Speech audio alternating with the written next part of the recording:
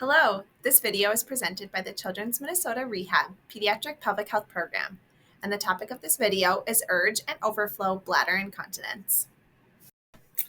Now that you know how the urinary or pee system and the pelvic floor muscle systems work, today we're going to talk about overflow incontinence that comes with or without urge incontinence so that you can really understand what may be causing you to leak pee.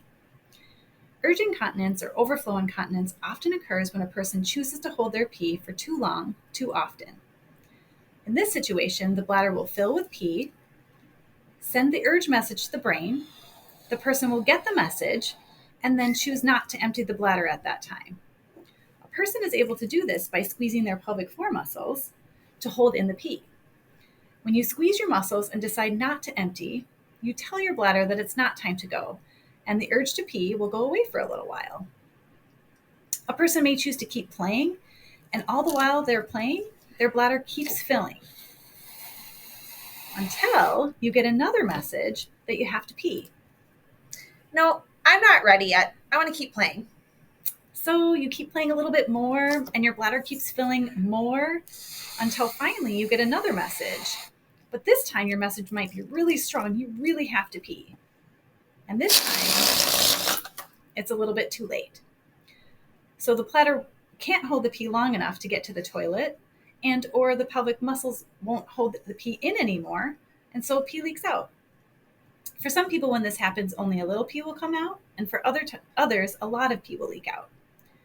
If a person repeats this holding cycle over and over again, day to day, week to week, the bladder will learn to start not sending those messages anymore.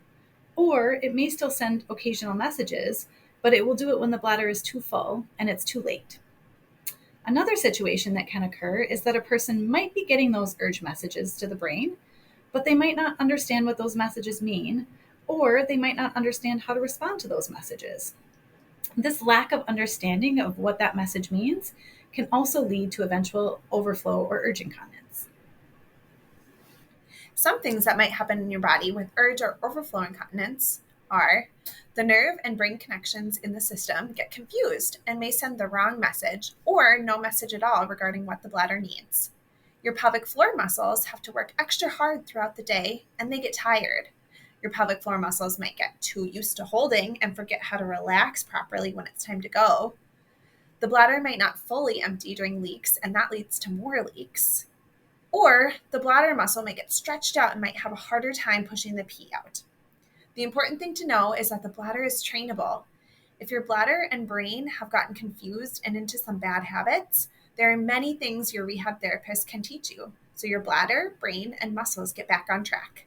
Our goal is to teach you and your family what to do and practice so you no longer have leaks.